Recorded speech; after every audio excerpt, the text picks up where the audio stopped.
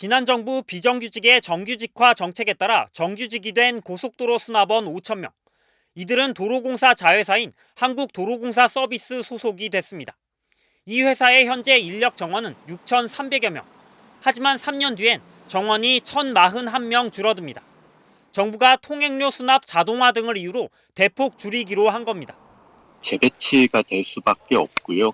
비용고지 발령이라든지 이 근무 여건에 상당한 변화들이 초래될 수밖에 없습니다. 여기 있는 노동자들은 불안을 느낄 수밖에 없는. 정부는 350개 공공기관 정원 44만 9천 명 중 12,000여 명을 3년에 걸쳐 구조조정하기로 했습니다. 전체 정원의 2.8%에 해당합니다.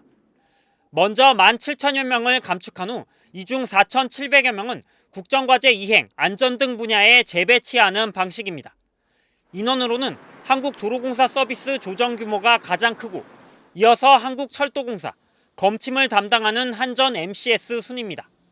정원 대비 감축 비율로는 철도공사 자회사인 코레일 로지스가 35.3%로 가장 컸습니다.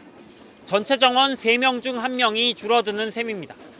다만 감축을 위해 해고를 하는 건 아니고 퇴직, 이직 등 자연 감소를 활용한다는 방침입니다. 이렇게 되면 사실상 공공기관 채용 한파는 불가피합니다. 신입사원을 안 받아야 인력을 줄일 수 있기 때문입니다. 정부도 이에 대한 뾰족한 대책은 없는 상황입니다. 채용으로 이어지지 않는 체험형 인턴만 올해보다 2,000명 늘리고 기간도 연장해 주겠다는 게 사실상 전부입니다.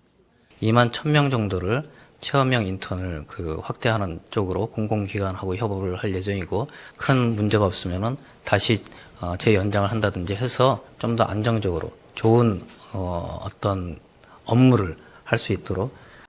정부는 이번 인력 감축으로 공공기관들이 인건비를 최대 7,600억 원 아낄 수 있다고 추정했습니다.